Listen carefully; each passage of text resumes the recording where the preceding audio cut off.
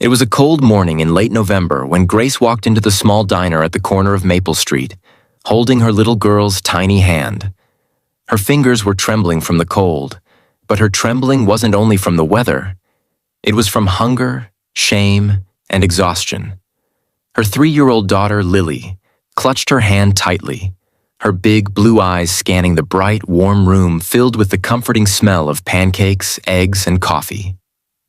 Grace had walked miles that morning after the old car she lived in refused to start.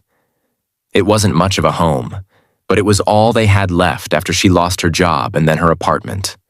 She didn't come into the diner to eat. She came to find warmth, just for a few minutes, to sit, breathe, and pretend for one fleeting moment that life was normal again. She had a few coins in her pocket, not enough to buy even a cup of coffee. But she hoped no one would notice her long enough to ask her to leave. Grace sat Lily at the farthest corner booth, close to the door, her eyes darting nervously at the waitress, who seemed too busy to care. Lily's cheeks were red from the wind, and her little pink sweater was worn thin, but her face glowed with the innocent wonder only a child could still have after hardship. If you believe that kindness and second chances can change lives, please take a second to like this video, share it with others, and subscribe to the channel.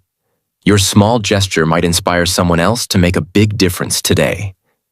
As they sat there, Grace tried to distract Lily with soft words about imaginary pancakes and warm syrup, telling her maybe one day they would have breakfast here together. But Lily's gaze drifted, landing on a man sitting just a few tables away. He looked out of place in that small-town diner. A clean-cut man in his mid-30s, wearing a dark coat over a pressed shirt. His name was Daniel Hart, and though his life looked polished from the outside, inside he was quietly broken. A year ago, his wife had died in a car accident, leaving him alone and hollow. He hadn't slept properly since that night, and most mornings he came to this diner not for food, but because the silence in his house was too loud. Daniel noticed them only when Lily's soft blue eyes met his. She wasn't smiling. She wasn't asking for anything. She was just staring at his plate, the steaming pancakes, the scrambled eggs, the bacon glistening under the morning light. It was a look no child should ever wear, a look of hunger too familiar for her age. Grace noticed and quickly pulled her daughter's hand. "Come on, sweetheart," she whispered, her voice trembling as she stood. She didn't want anyone's pity, especially not from a stranger. They'd been looked down on enough already, by landlords, by people who thought homelessness was a choice, and by those who believed kindness had an expiration date. She turned to leave quietly, keeping her head low, praying to slip out unnoticed. But Daniel saw her. He saw the worn-out shoes on her feet, the trembling in her hand, and the little girl's eyes still fixed on his plate. Something inside him, something long buried under grief, stirred. He couldn't look away. Without thinking, he called the waitress over and asked for 2 extra plates. Grace was almost at the door when the waitress's voice stopped her. "Ma'am," the gentleman over there said, "breakfast is on him if you'd like to sit." Grace froze. Her face burned with humiliation. She wanted to say no. But then she felt Lily's small hand tighten around hers, felt the way her daughter's body shivered. Slowly, she turned around. Daniel gave a faint, warm smile. Not the kind of smile that demanded anything in return, but one that said, "It's okay." They sat down. Lily's eyes widened as the waitress placed a plate of pancakes in front of her. The smell alone made her giggle softly. And that sound, it was like music Daniel hadn't heard in a long, long time. Grace whispered a quiet thank you, her voice cracking halfway. The first bite Lily took made Grace's eyes well up. She turned her face away, pretending to look out the window, but Daniel noticed the tear that fell onto her sleeve. For a while, none of them spoke. The diner's hum filled the silence, the clinking of plates, the faint chatter of morning regulars, and the sound of coffee being poured. As Lily ate, Daniel watched her with a soft ache in his heart. She reminded him of his late wife, Emma, The way she'd always fed stray cats outside their door. The way she believed everyone deserved kindness no matter what. He used to tell her she was too soft for this world. Now he realized maybe the world needed more people like her. When breakfast was over, Grace tried to insist on paying, fumbling with the few coins in her pocket. Daniel gently shook his head. "It's already taken care of," he said. His tone was calm but firm, not pitying. Grace looked down, ashamed, but grateful. As she gathered Lily's coat, Daniel noticed the old car parked outside. He could tell from one glance that it hadn't run in a long time. Without hesitation, he followed them out, offering to help. Grace refused at first, but when the car wouldn't start after several tries, she gave in. Daniel rolled up his sleeves and worked silently, his hands steady, his face calm. When the engine finally coughed to life, Lily clapped her tiny hands, squealing with joy. Grace's smile, fragile and rare, appeared for the first time. It wasn't a smile of comfort. It was one of disbelief, the kind people wear when they can't remember the last time someone cared.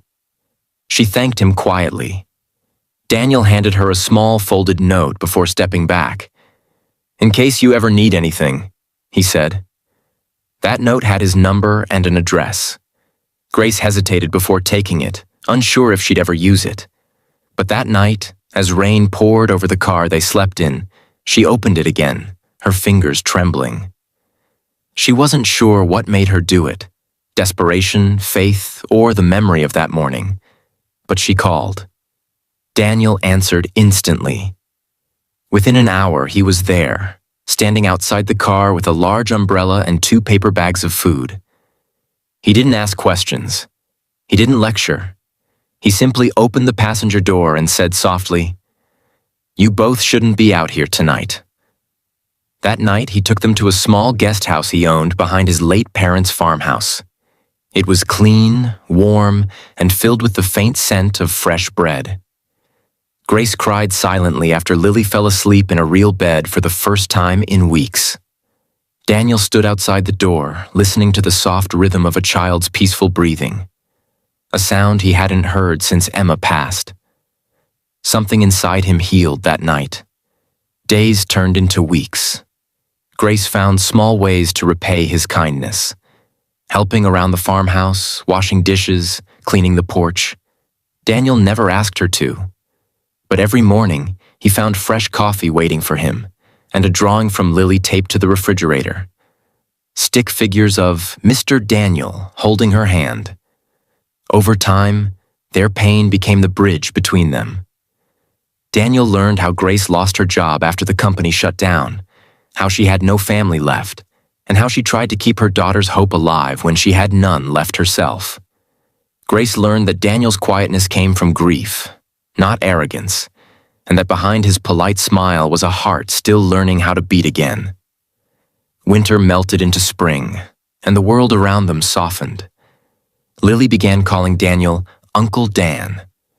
Sometimes when she'd fall asleep on the porch, Grace would catch Daniel looking at her with the same gentle warmth he once had for his late wife. Neither of them spoke about it, but both felt it. Months later, Grace found a new job at a nearby elementary school cafeteria, and Daniel helped her get her car fixed for good.